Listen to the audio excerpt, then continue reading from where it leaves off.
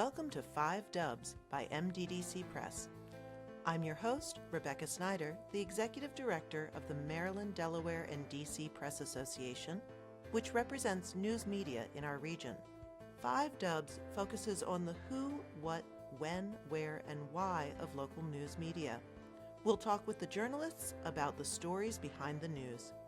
You can find more information about our guests in the show notes or on our website, www.5-dubs.com. Welcome. We're here today with Deborah Caldwell, who's the CEO of Religion News Service, RNS for short. So welcome to the program, Deborah. Great to be here. Thanks. I wanted to just start off with sort of the importance of religion to news. I mean, we hear so many stories these days, or so many research that the rise of the nuns, Nones, and how religion is becoming less a central part of the American life. But why is religion still relevant to readers? Well, on the national level, as we know, there's just so much talk about religion and politics. So we have religion being weaponized, often on the right. We have the rise of Christian nationalism, and that movement is then tied into the Trump administration and to some of the members of the administration. On the left, you have the religious left essentially fighting the Trump administration. So you have the arrest in the last few weeks of William Barber, who he was arrested at the Capitol for protesting the administration. And so it's important because it's being constantly discussed and used by both the left and the right in politics. And, you know, it's also important on the local level because religious institutions are really civic infrastructure. And a lot of local news will cover the school boards and the cops and the town council as they must. And that's really important. But when they are not covering what happens, in religious institutions, they're missing a lot. And I love when they're able to do that coverage because religious institutions are where the homeless get housed and where the hungry get fed. There are daycare centers run by religious institutions. AA, all kinds of things happen at in religious institutions. And so it's important beat. I love that idea that it's part of local infrastructure. And I do agree that that's so often overlooked. Certainly there have been, everyone flocks to religious institutions when there's scandals, when there's, I live in the Baltimore area and it's been huge in the news, not only the some of the Catholic Church scandals, but also the closing down of schools and things like that. But the everyday work of the church, no matter the denomination, it does provide a lot of infrastructure. So you've had a really long career in news media. And from your perspective, how should journalists approach that local infrastructure story through the lens of a religious organization? Does it need a different reporting structure, style, or touch to report on that infrastructure? That's an interesting question. I'll say a little bit about my career in coverage of religion, and then I think that may inform how I answer the question.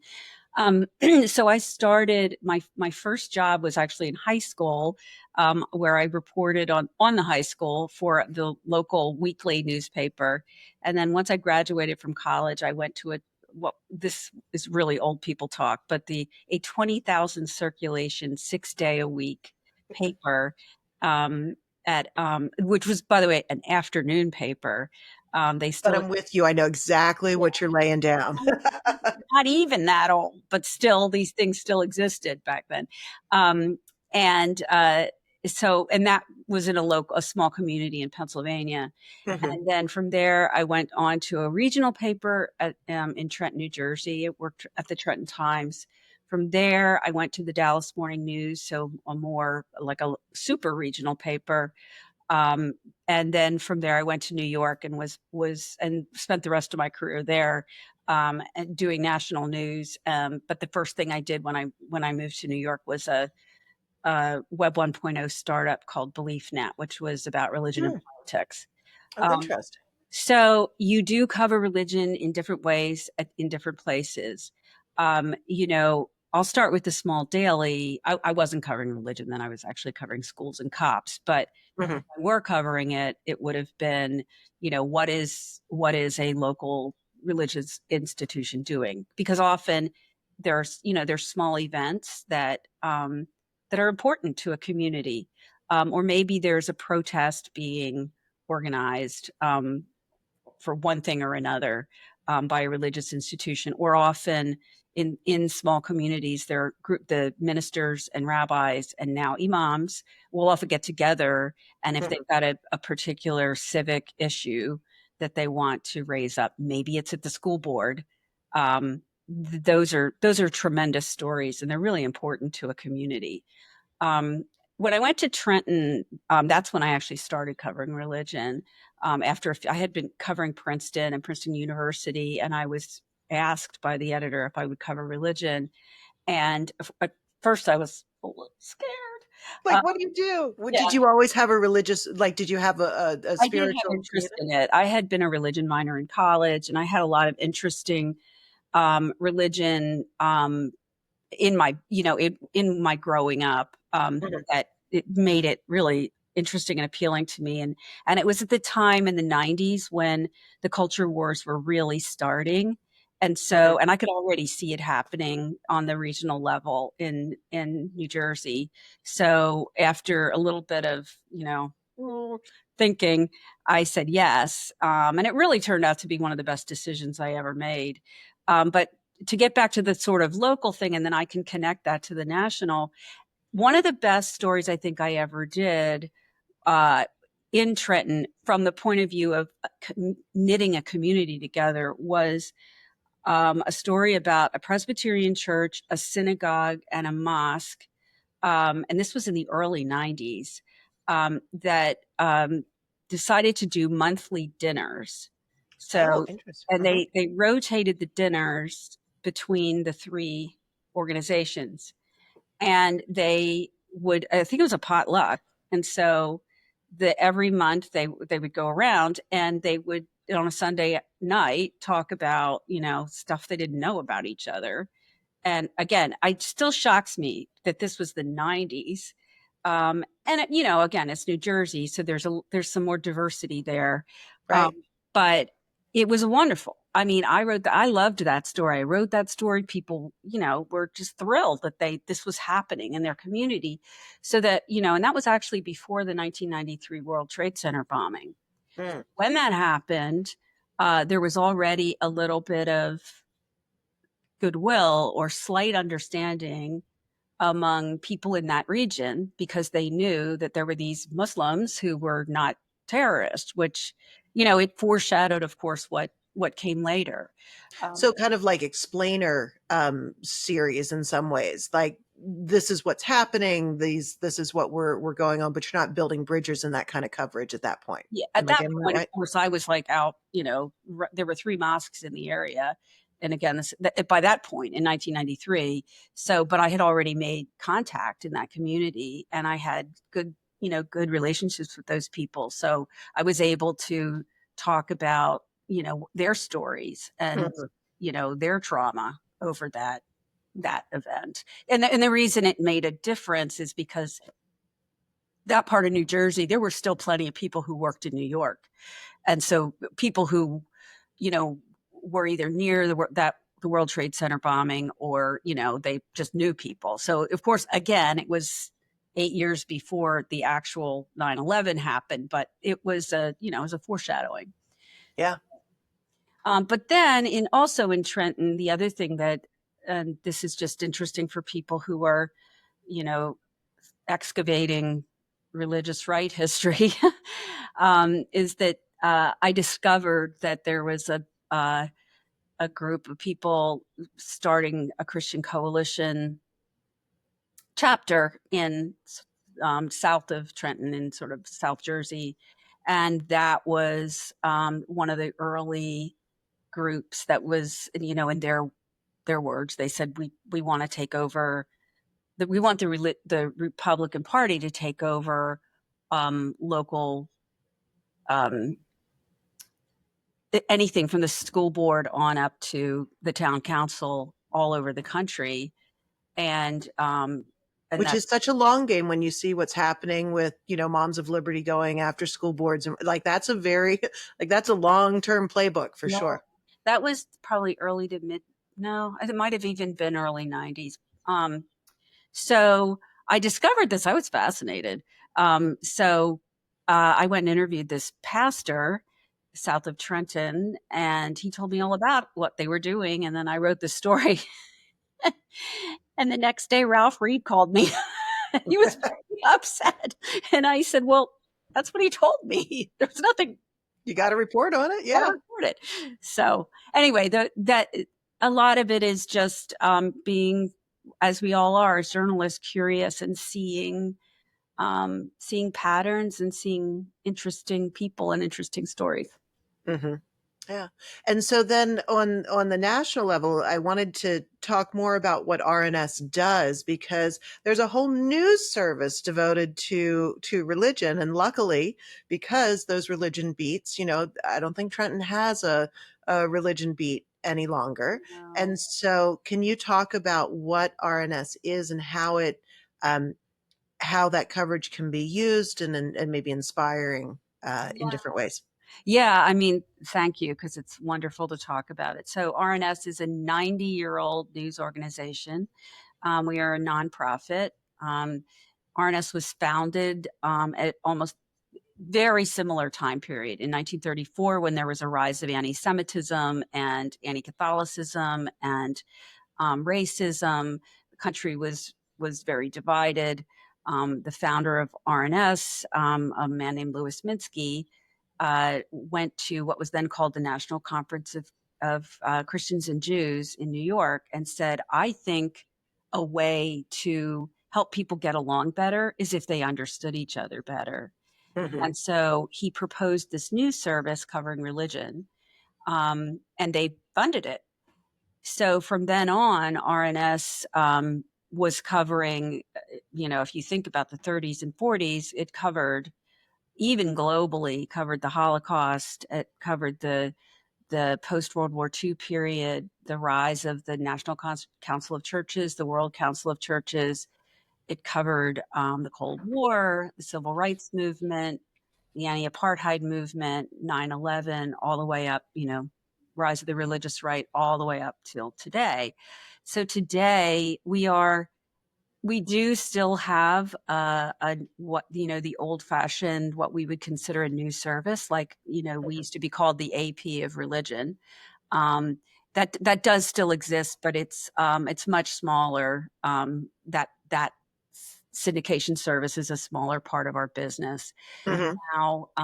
We are mostly a direct to consumer website, along with, and we're on many platforms. So we have newsletters, we have podcasts, we are on all the social channels, and we also have partnerships, editorial partnerships with the AP and with NPR. So we share reporting and help them also cover religion. And then just to sort of say a little bit more about what we cover, we are Hmm. a national and to some extent international news organization. So we have a Vatican correspondent, and you may have heard that big news event that happened recently. Maybe just a smidge. So when we knew that Pope Francis was, probably going to die. And when he did, we had a Vatican correspondent who has covered Francis, for years now. But we also we sent a columnist and another one of our Catholicism reporters to Rome. So they were there for the funeral, and then the conclave, and then the naming of our new Pope Leo the 14th. Hmm. So we have definitely have international coverage that's really important, and we do have some freelancers around the world who cover important events around the world, but primarily for, we are a national organization, so we cover a lot of religion and politics, a lot. Well, and that seems to be, in the polarizing world that we live in, religion is certainly not immune to that. In fact, it can be in some ways a driver. So, you know, uh, tell me a little bit about sort of the juxtaposition of like the analysis of sort of the religion strands and how much you still have to do kind of the explainer things to even when we talk about all those nuns that are out there. I'm not sure that sort of the general public is like separating the strands of, the split within the Methodist Church or what's Right. happening in the Presbyterian Church or evangelical versus Baptist, like all those pieces. And that's just Christianity, like that's just a little thread there. But where do you like when you look as an organization that started out to foster understanding, what does that look like in a world where people aren't as facile or not as familiar with religion, that it seems a little bit othered there? Do you have a strategy? Yeah, that's really interesting question, and we wrestle with it. To be completely honest, we have a very big audience of people who want the depth. They want they want the coverage they can't get elsewhere.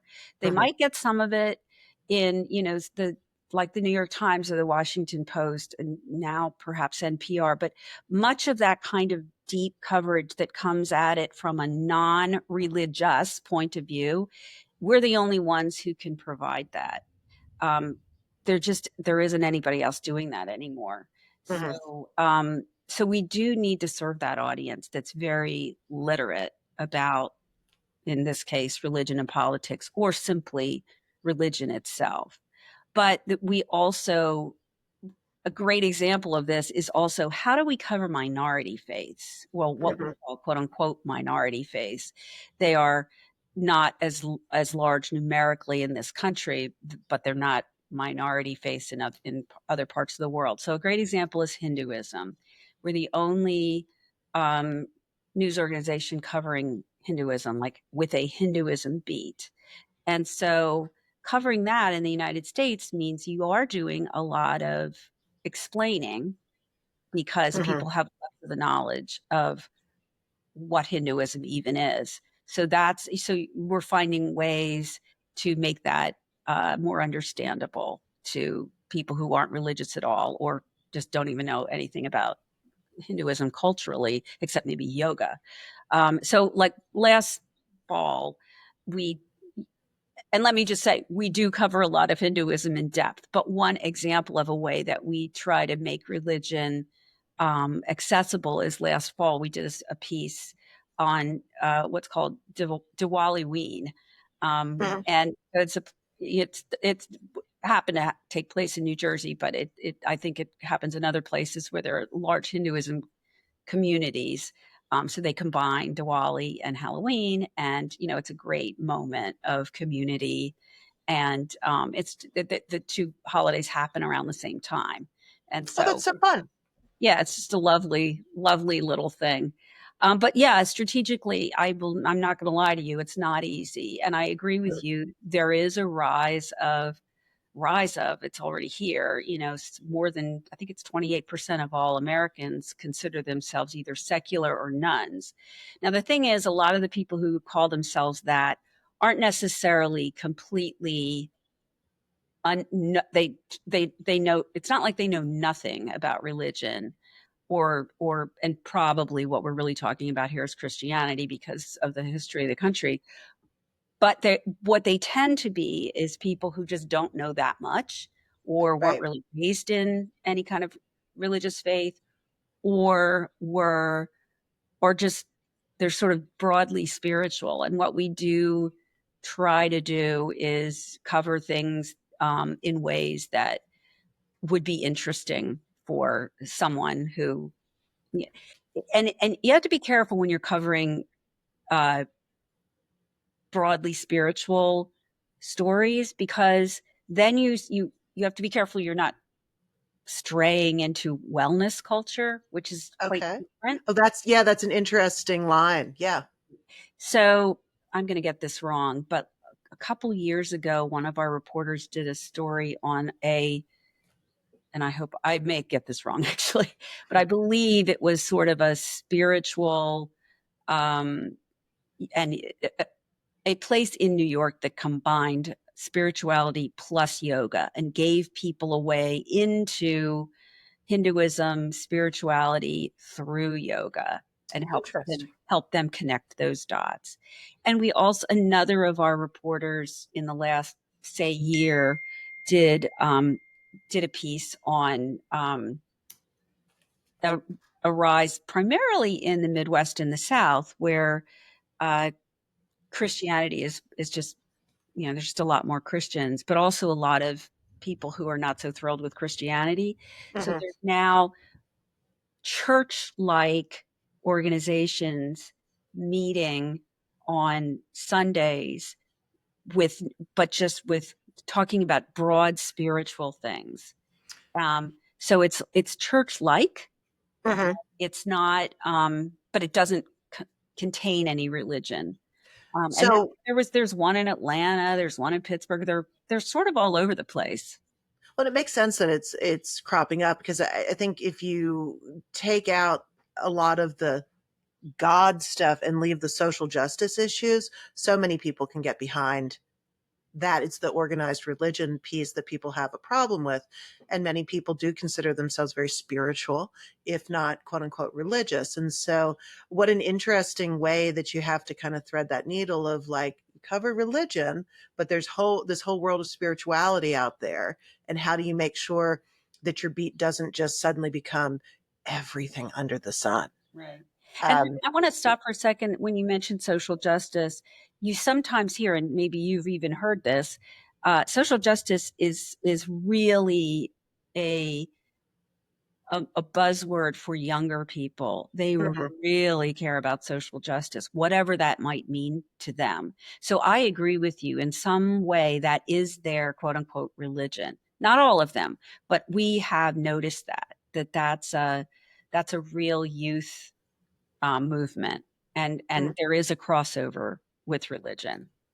So you really could be covering everything in the world at We, some point. yes, I will. So hard to stay in one's lane. Yeah, it's hard. But remember, it's not just all of those things. Like we cover broadly evangelicals, and remember, the popular idea, the stereotype is of evangelicals all being, MAGA people. That's absolutely not true, and those people don't get covered because, of course, and I don't want to even throw shade at my fellow members of the mainstream national media.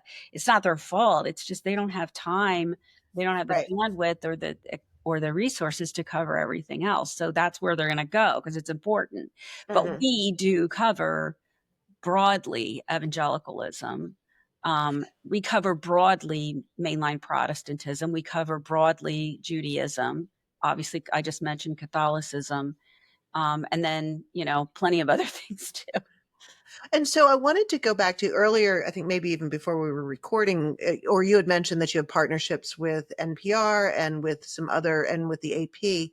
Can you talk a little bit about what those partnerships look like and how because I believe that you're advising them on news coverage or maybe helping them brainstorm story ideas. What do those partnerships look like, and how is that how is that working to enrich coverage Yeah. both ways? Because I am assuming that it's a two-way street. Yeah. I'll start with the AP partnership because that's been going on for maybe 7 years now. It's been a while, 6 years.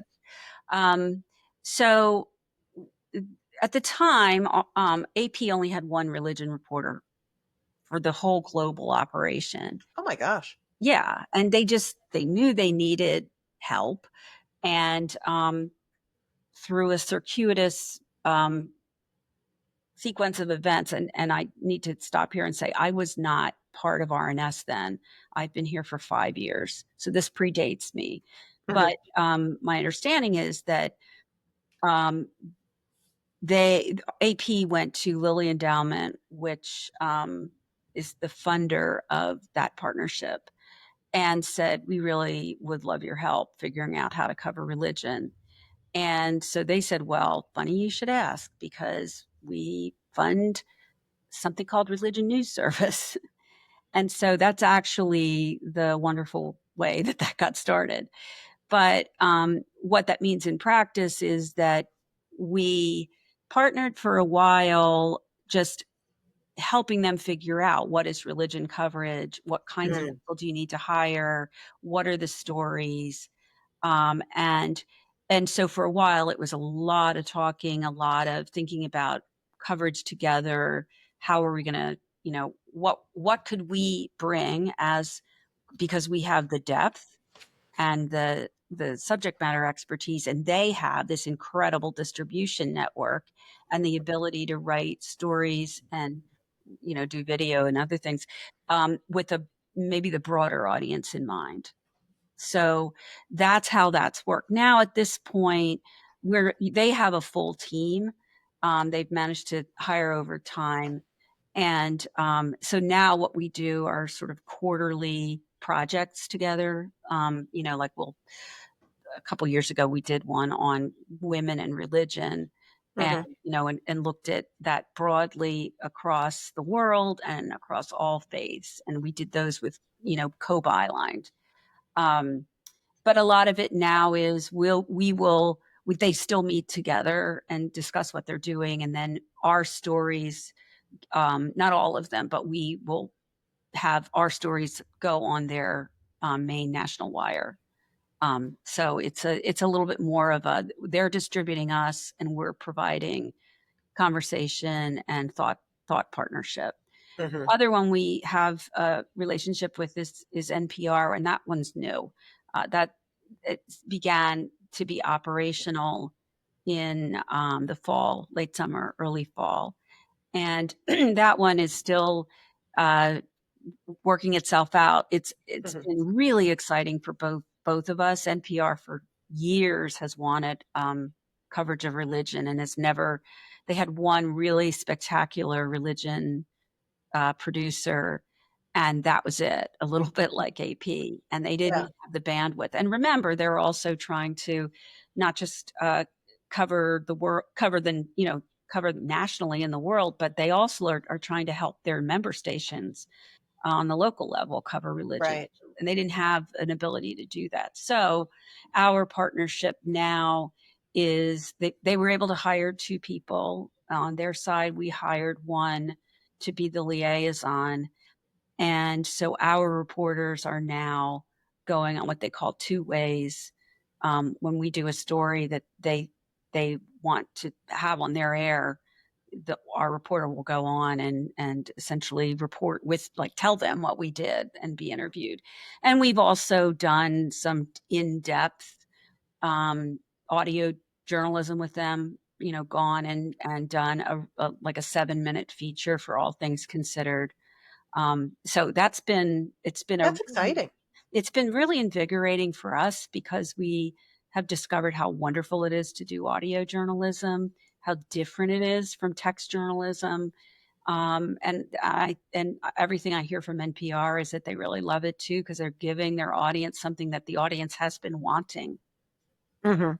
So it sounds like in these partnerships, you're the thought leader, sort of you're the expert, and your partners, in some ways, are distribution and sort of focusing the need for a more mainstream reader. Am I getting that right? In general, that's true. Although at this point, certainly AP has a lot of its own real, true knowledge, because they, over these 6 years, have been able to hire for that. But their audience is a little different, because it's a broader Right. audience.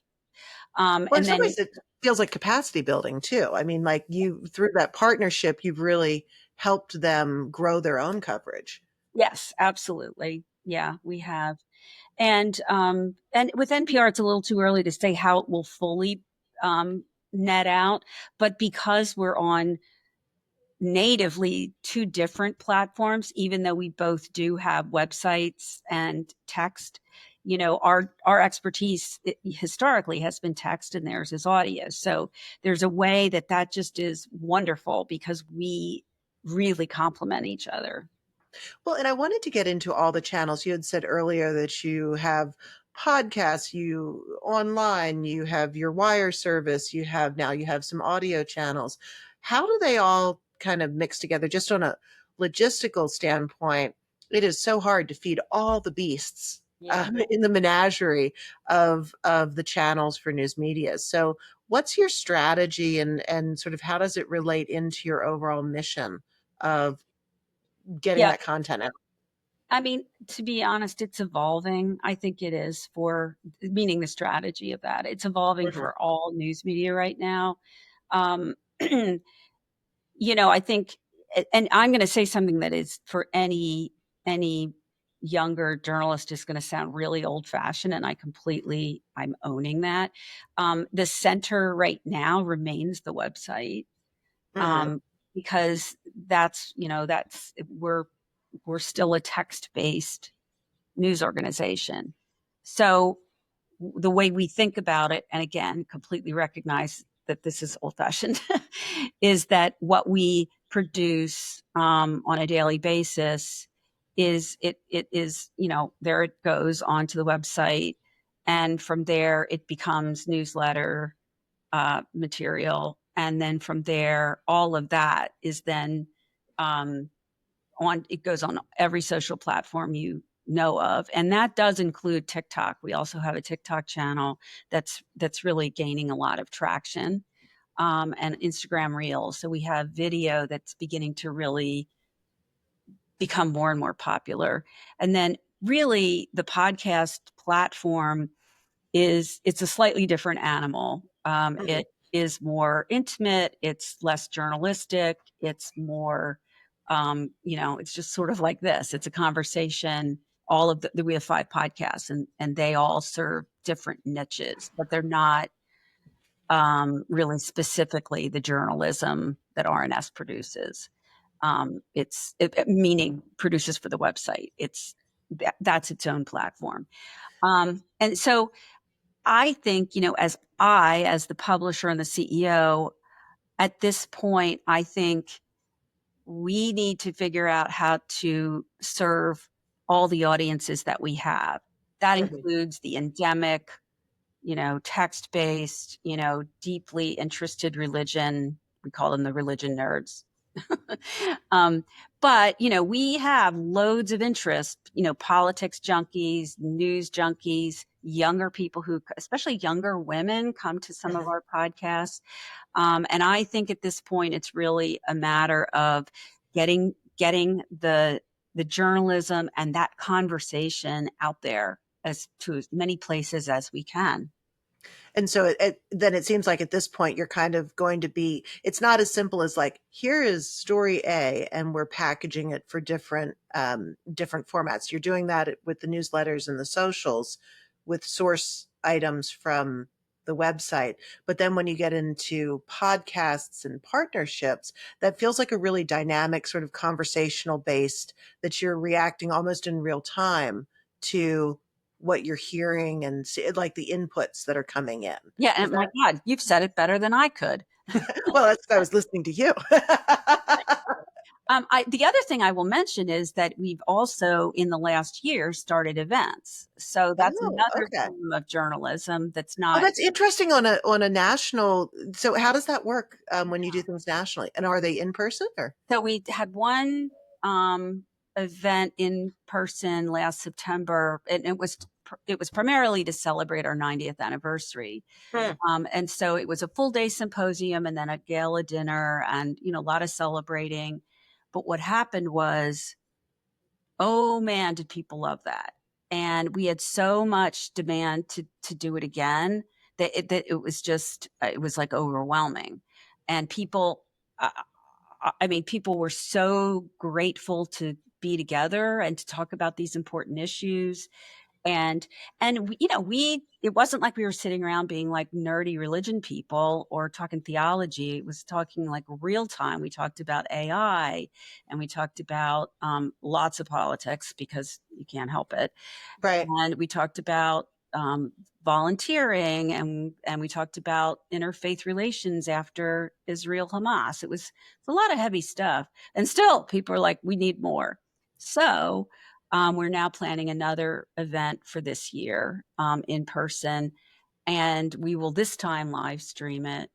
And meanwhile, we are doing virtual events about every month or two. In fact, when the after Francis died and they were in the middle of the conclave, we decided let's just do a pop up. We called it the pop up Pope.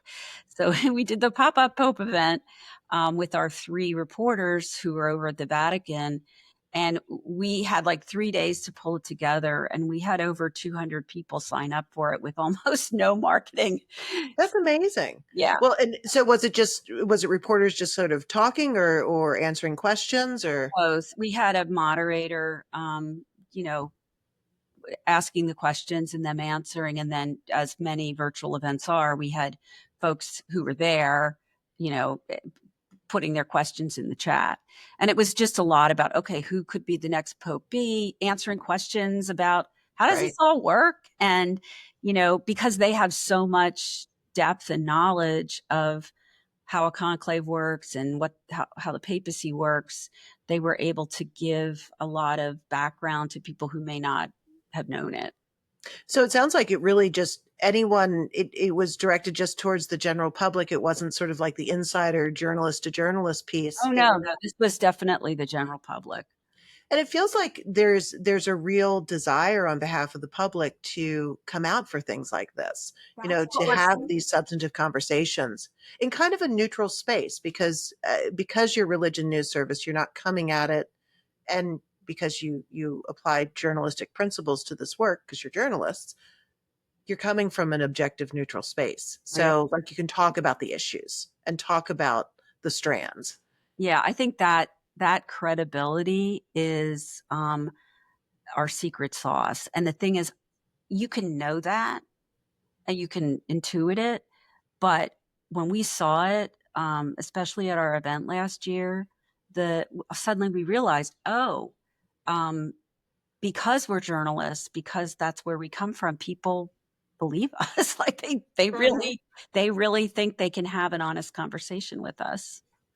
It Well, was and I love that idea of like that town square and that you're holding a framework for people to have conversations that they feel are vitally important. I don't think anyone thinks religion is not important. They may not feel called to it directly, but everyone in the US can see that religion is shaping our society in ways that, maybe they don't understand sort of the history or the background. And so that's where RNS I think can be really invaluable.